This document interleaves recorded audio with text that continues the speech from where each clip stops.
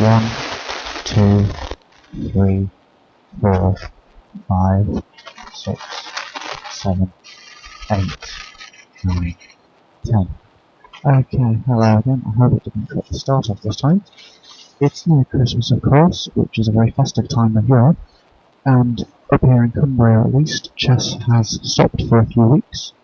We had a good result at the weekend actually. We beat Lancashire in a county match at the under 160 level, and I'll go through the game I played there in a week or so maybe. It was a fairly dry game, so it's not going to be that eventful. But right now I want to carry on the focus on the Tynedale League games. And this was the second game I played in the league this year, and this was against Christine Moorcroft, who graded 105. It was a bit of a mushy game, kind of not a massively strongly played game, but it's quite instructive from several points of view, and it's also quite an enjoyable game to look at. So again, I was right. 90 minutes for all moves, and played d4. And I knew that Christine played the Catalan examples as white. I didn't know if she played the Tarrasch as black, or the Queen's Gambit. But she played knight f6, and after c4 came e6, so we go into the Nimzo-Indian, knight c3, bishop to b4. And the next video on the channel will feature this, but as black, where I played it against my travelling buddy at the British Championships, and my friend from Carlisle, Neil Jones, who I've been playing now on and off for about 11 years. And in that game, black managed to get a very nice position. Here, as white, I decided to just play e3, the Rubinstein variation, and that's been popular for a very long time, of course, since the 20s. There are a number of ways of handling this position though. White can play a3 immediately, forcing the recapture, garnering doubled pawns here that hopefully strengthen the centre. This is something that Vinit greatly liked to do in many variations. And play for a kingside attack, where black will try to blockade the pawns and attack them. We can play the f3 variation, which basically tries to erect a huge centre at the cost of some time in development. We could play the Kasparov variation, knight to f3, which can be quite transpositional. Or we could play Queen c2, which is the current in vogue, the classical variation. But I'm not familiar with any of these, I'm familiar with e3. And again, black has a number of responses. The most flexible thing she can do is just to play castles, keeping flexible and keeping options open. The eventual aim will be to play one of d5 or c5 to try and fracture white's centre, because we don't want to get overrun. Now, bishop to d3 was played, which is again theory. It does look slightly strange to develop the bishop while d5 is potentially on, but as a player of the Queen's Gambit will know, it's often beneficial to play bishop d3 even if black is going to play d takes c4, because the argument runs that d takes c4 exchanges a valuable d pawn for a less valuable c pawn, thus balancing out the fact that we're losing time. Now, here, Christine played d6, which is a slightly unusual move, perhaps going into Indian style plans, playing e5 or c5. But the main thing to note is that the bishop on b4 was no longer an inn to stay in for Christmas, so he's pretty much going to commit himself to taking the knight on c3. Now, given that, white played an accurate move, knight g to e2. e5 for black is unstoppable, so there's nothing much to do about worrying about that, and if e5 comes, then at the moment e4 is a potential threat. So we simply make room to castle, and another thing we're doing with this is avoiding a move like knight to f3, which blocks in this kingside f pawn, because once the bishop takes on c3, we have a chance to storm the kingside with our pawns, our fg and h pawns basically. So, what does black play now? Well, black could play e5, and perhaps white would just castle. Knight c6, a nice thematic move, again attacking the centre. And d5 could be played with a trench warfare game coming up.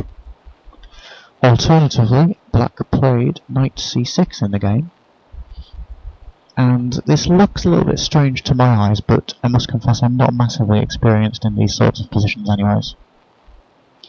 And white has a few options here.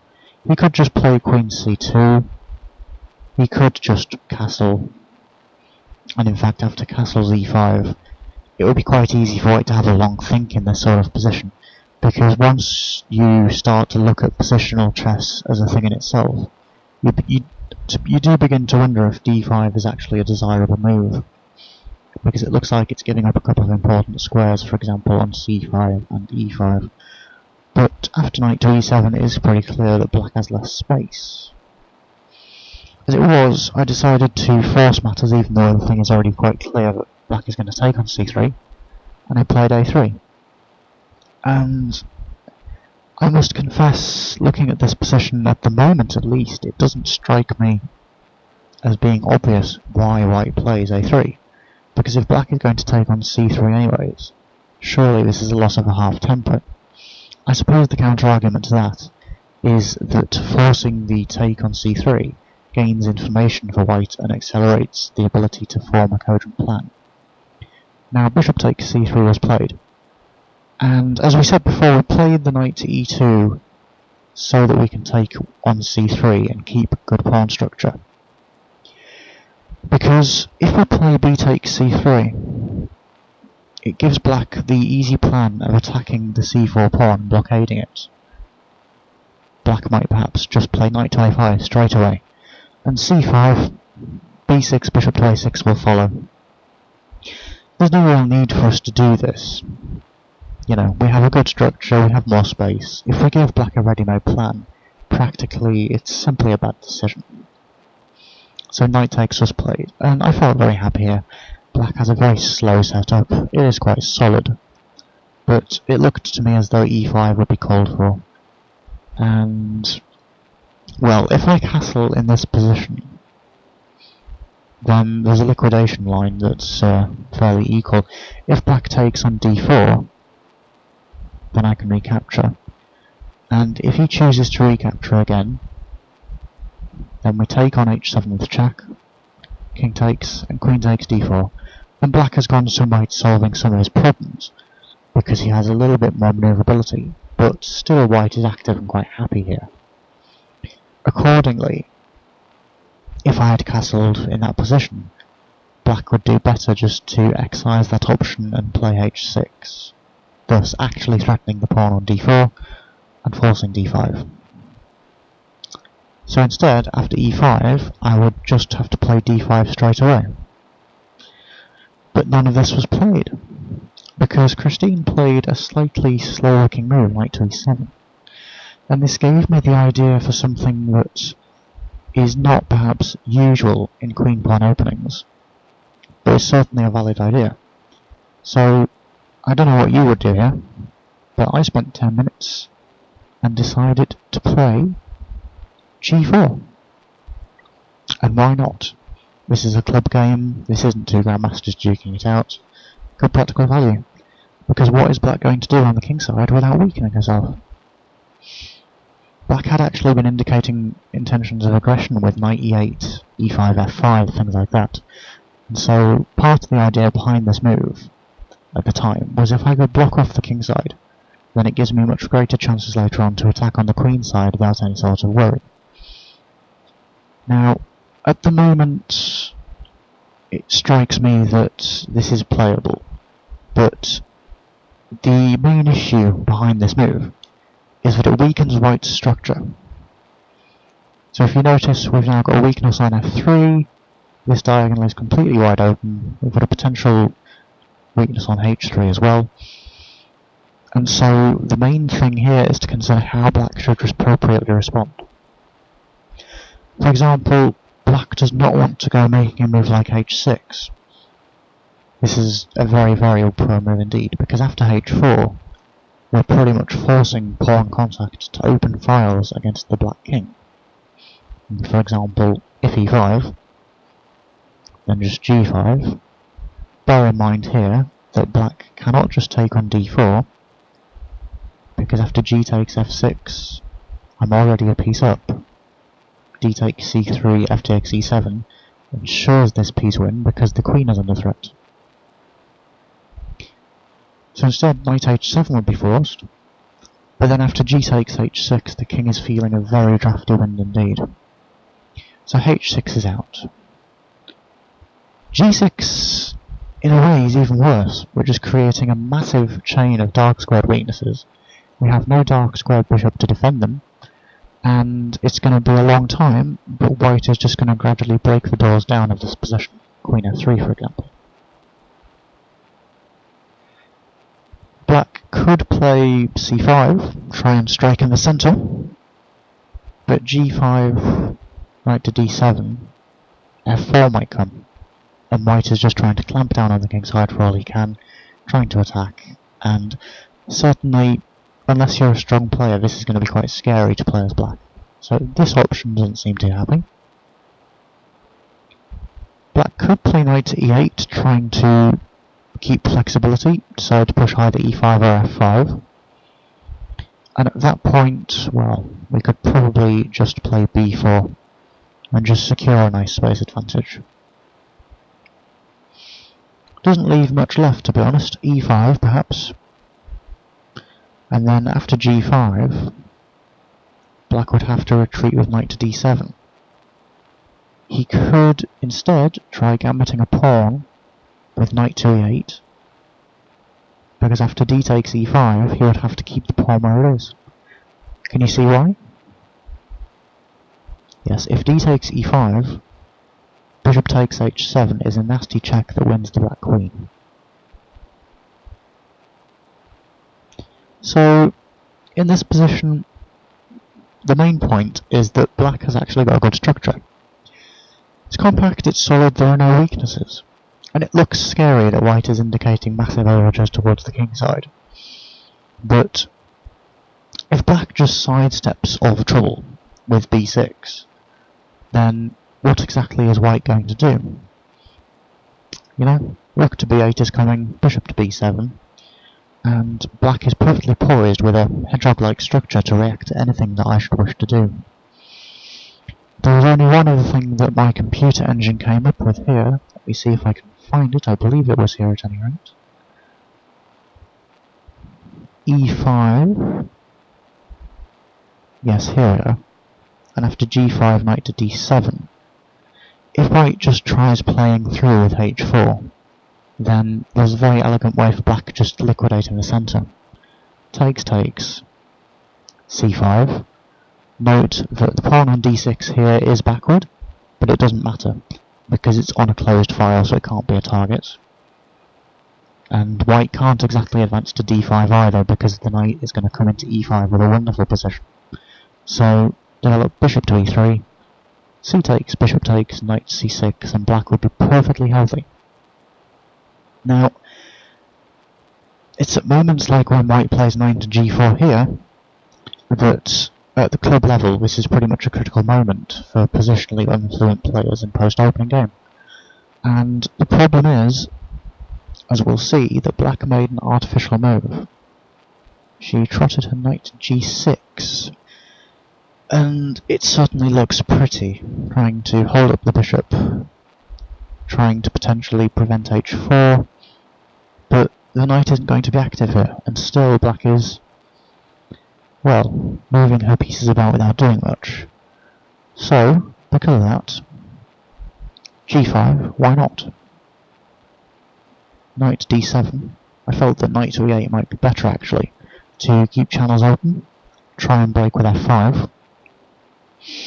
And now h4, and this is obviously quite committal because our king is centralised and moderately weak. But this is actually still going to be difficult to play. I mean, again, b6 is to be considered, just opening up that diagonal. h6 would of course be terrible, opening up lines against your own king.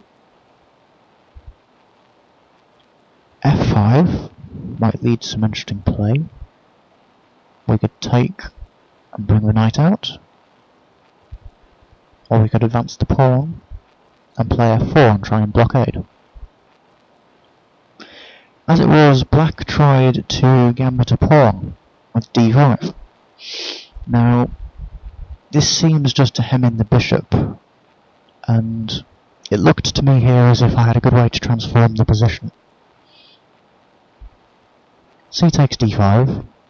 There seemed to be no reason not to take the pawn. E takes d5, and knight takes d5. And when I thought for a few minutes about taking on d5, I had originally seen what proved to be the best line, and I wonder if you can spot what black should play here. Well, first of all, black should not just play artificially with knight to b6, because this approach is simply too slow. If white simply takes on b6, then after a recapture, black's queenside pawns are slightly weaker, and the attack continues apace. She can't really play c6 as she does in the game either, because although she has these CNF pawns, they're not really going to be able to do anything to break down my central pawn mass, and accordingly that gives me the centre. This is something that I watched a video recently. I think it was it must have been Kasparov's My Story or something like that. It's findable on YouTube. And he mentioned a game himself where his opponent didn't have much to do as far as breaking down the centre, because the pawns couldn't actually get far forward enough. And it's the same here, as we'll see in the game. The best line would have been, and give yourself points if you saw this, knight c5. And at this point, white actually has to play very accurately to keep his advantage. For example, if we succumb to tactics and take on g6, queen takes d5 is a nasty double attack attacking both bishop and rook. If we try and push through classically in the centre, and I know a few people who might try this, then black simply takes, and with a move like bishop to e6, keeps a nice solid position and is getting ready to break the centre with a well-timed c5. So that doesn't work either. If we just retreat the attack knight, then knight takes d3, queen takes d3, and the problem here is that after a move like rook e8, black is simply fine. So, after knight c5, I would have been intending the absolutely insane move, knight to f6 check. Now, at that point, g to f6 is a fairly good move. D takes c5 takes back. And we get this very strange imbalance where black has basically gambited a pawn and fractured her kingside. But in return, she has a very, very strong square on e5 for a knight, and she has open d and e files to work down. Now, white is probably for choice here, but white's two bishops are going to take a long time to activate, and it's not clear that the better player might not get outplayed even here. For example, it looks nice that black can play knight to e5 straight away, but if we just calmly pull back to c2, then if black takes on g5, we can exchange, eat the pawn, immediately threatening on h7. So a check comes in, but after king to e2, things aren't working out. So, if instead black would take on d1, trying to weaken our king, well, we can simply take with the bishop instead. And if the knight comes in, again this king to e2 move is very nice, because we're approaching an endgame position, and white simply wants to be able to keep centralization. Knight c5, gf6. Again, there are open lines against the back king, and we have an extra pawn. The other option at this point, instead of knight to e5 therefore, would be just to take on g5. And indeed, this is a very difficult position to look at. H takes g5, queen takes g5, bishop to d2, just striving to develop as much as we can. Rook to d8, bishop to e4, and things are very complicated. As it was in the game, black played c6, and again, this is simply too slow. And so, after the natural knight c3, white has a very healthy position. We have a lovely bishop on d3, bearing down on the king. We have a lovely pair of g and h pawns who are just saying, "Rawr, I'm going to come and chase you away, Mr. Knight." And we have no weaknesses either. And while it looks like our king is dawdling in the centre, we'll find soon that the king is actually an asset here. Meanwhile, black has two knights, and they're tripping over each other, trying to get squares that are currently out of access. A blocked-in bishop, scant control of the centre, and no real plan for improvement. Now, black really must try and get on with things like rook e8 here. Instead, knight b6 was played, which again looks solid enough because we're trying to control d5. But here, white just played the cruel b4, and completely prevented black's dreams of breaking with c5, even as a fracture. Knight came into d5, and now here's a little training question. With white to move, do you take on d5, or do you avoid the exchange? Now, this is actually a moderately difficult question, because my colleague and teammate Paul wondered why I didn't just take on d5, and he's a good player, he was actually on the board with me. But actually, my knight on c3 is stronger than the knight on d5. White played knight to e2, although knight to e4 is also good. And this knight defends against possible intrusions of a knight, for tactical reasons, on f4 or d4. It can also swing to g3, and this makes f5, which is black's only possible pawn break, even more difficult, also looking at the h5 square. Meanwhile, the black knight on d5 is actually pretty much doing nothing, and blocks in his own queen and his own bishop. Now black actually played a very good move here, bishop to g4, trying to exploit this temporary light squared weakness on f3. And when I looked at the game afterwards with my computer engines, a few of them thought I had a line that transformed the nature of the advantage, and I'll confess that at the time I was calculating fairly poorly, and I wasn't seeing tactics on the usual level.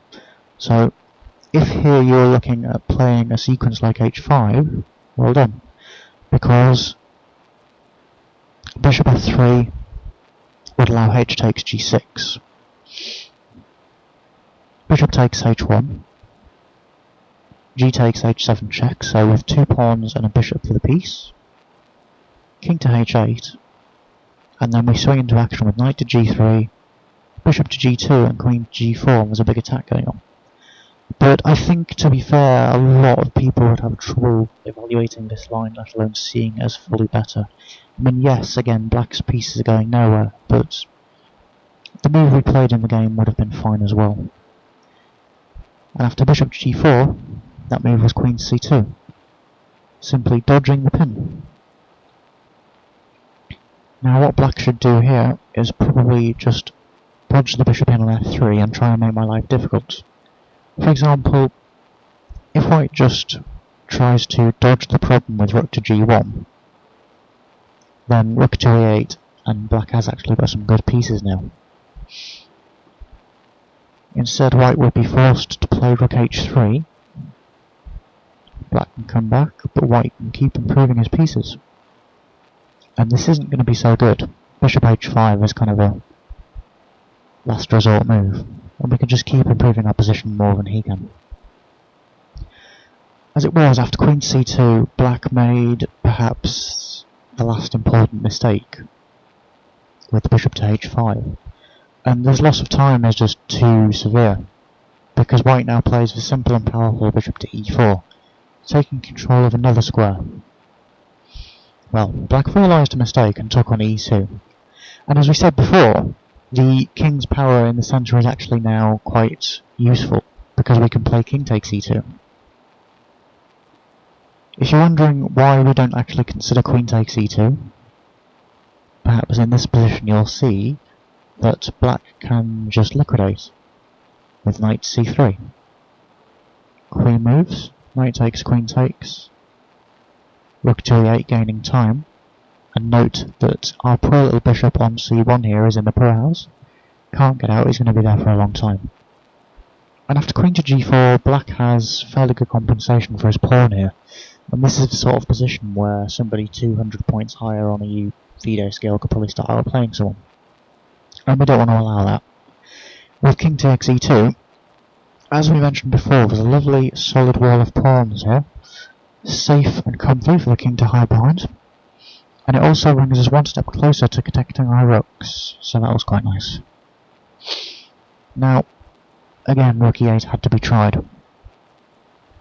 As it was, f5 was played, and this is just a gambit of a pawn too far.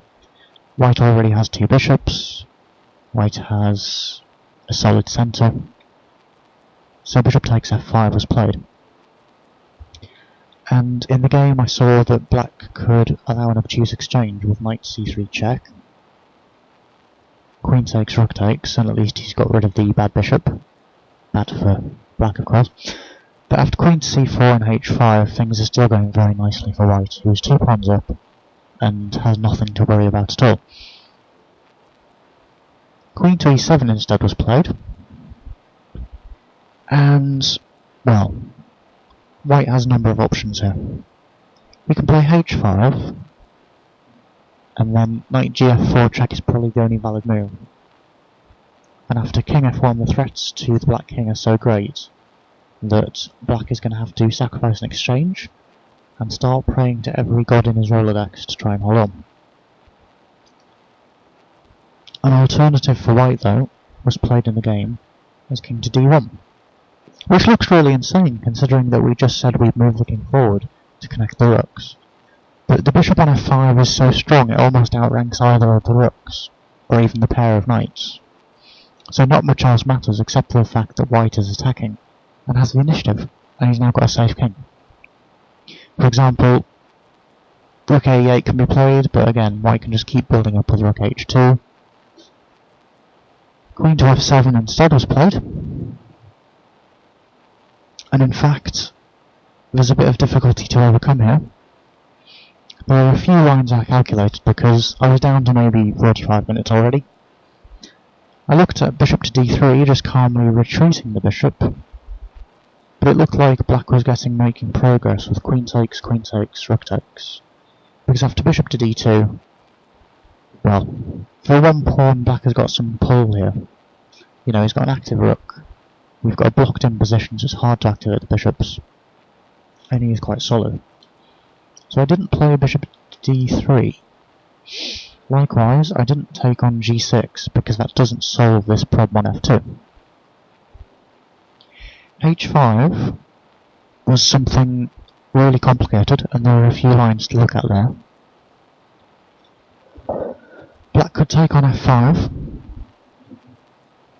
queen takes, rook takes, h takes g6, winning the piece back. Note, we can't get away with the greedy e4, because knight c3 forks the king in check and the attacker, and this is actually a good position for black now. So h takes g6, and then black can actually just take on f2, and I would say black has full compensation for his pawn here, and again this would be very, very dangerous to allow this against a stronger player. So after h5, queen takes f5, we can't play e4, because black just crashes through with queen to f3. King to e1 is the only good move, but then queen takes h1 comes, and after the king moves forward, not to d2, because of rook takes f2, but to e2 instead, knight to d4, bishop takes f4, queen takes a1, and this is a disaster. So, going back to after queen takes f5, the only other thing white could try would be to take on g6 straight away. But again, black gets in on f2 and is very happy. So for that reason, I didn't play h5 either. Instead, I played e4, which certainly is a natural enough move, but still had to be looked at. Because if black had now played the G knight to e7, threatening to remove my excellent bishop, the only move that maintains advantage is bishop to g4. Simply keeping the pieces, having time to reorganise them, and get the attack going. If I take on d5 instead, then it's pretty clear that black is just opening up and has plenty of targets in my camp. d5, d4, f2.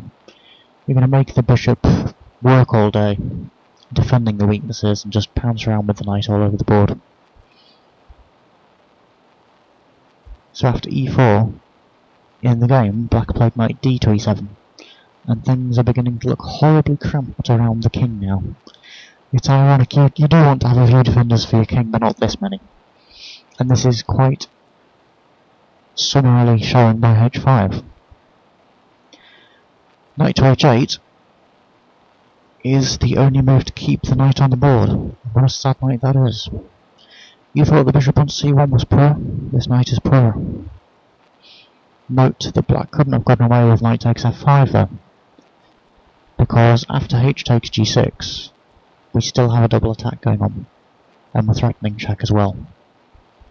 So knight takes g4, g takes f7, our queen is safe. And it was around here that I began to get a bit itchy, because I figured that my position couldn't keep getting better and better, and I had to liquidate somehow. So I took on h7 check, king takes h7, and played g6 check.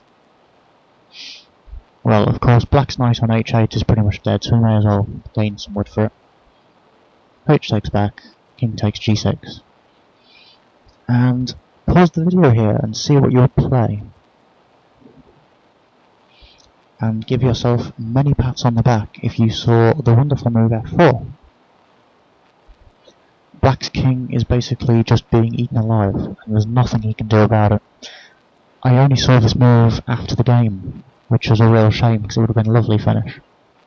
And for example, if black tries to run the king to f6, then just f5 threatening e5 mate forces the loss of a piece. And in the same vein, queen to e6, f5 check, forces knight takes f5, and we're still going to be a piece up. As it was, this was a turning point in the game. White played the lazy e5 check, allowing queen to f5, rook to g1, king to h7, rook to h1, king to g8, and the king is safe again. And white continued to ruin his position with queen takes f5. And after knight takes f5 for one pawn, and all the suffering she's been under, black is doing very well indeed.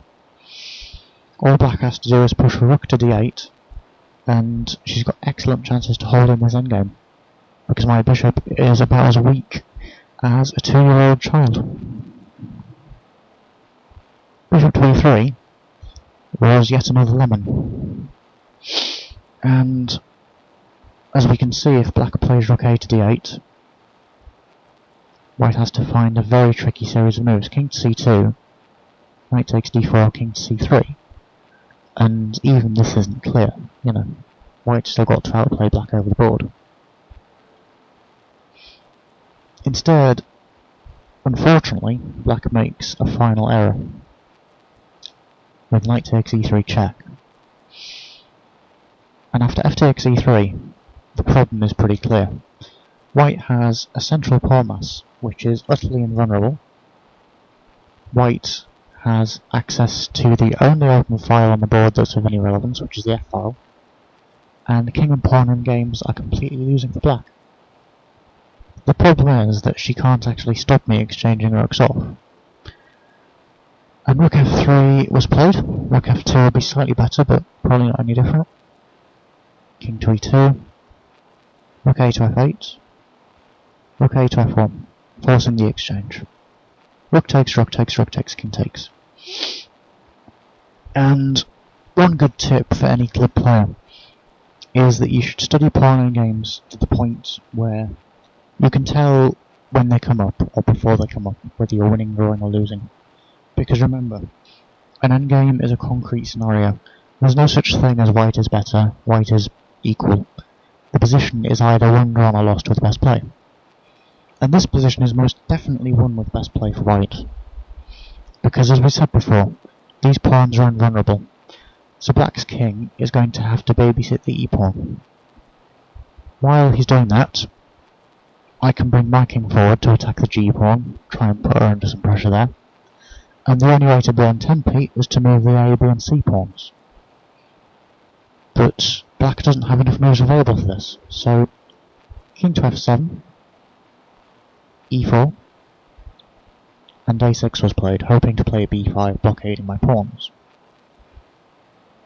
King to f2, keeping flexible but bringing the king forward. b6, trying to burn as many moves as possible, king to g3. After king to e6, black arrives at a brick wall, cannot make progress, and so king f4 is played with the intent of bringing the king up to attack the g-pawn. c5 was played, but now we have a pure line where we simply take on c5 twice, and after g5 check, which was the move black was relying on, we simply take. Because after king takes e5, black can never actually take the pawn on e4, because he will be outside the square of the c-pawn. Accordingly, all we have to do is gain a tempo by bringing the king around the back. If, for example here, black tried king to e6, then all we have to do is just push our a-pawn. Just keep losing tempi, and then push the e-pawn, bring the king around and support it. In the game, king takes e4 was played, and after c6 black resigned. So as you can see, a very scrappy game, quite interesting game with all the variations that were possible. And the lesson of the game is that if you're faced with something completely Byzantine early on in an opening, if you're not at the level of 200, 210 level player, it's pretty much a critical moment, and you should devote some time to looking at how to combat this Byzantine odd move, whatever it is you face. And when you do that, just look at whether you need to make a move on the king side to defend yourself, or whether the attack is full of hot air. And if you have good structure, if you just play a simple move that keeps all your potential, you should be okay. If instead you play to fear and allow black to get overrun like this, it's going to make your life much harder, because we can't keep playing to fear, we have to push what we have in our position. From the last 5-6 moves here, as you've just seen, black's position hasn't improved. If they play b6 at any point, then we've got a hedgehog, we're flexible.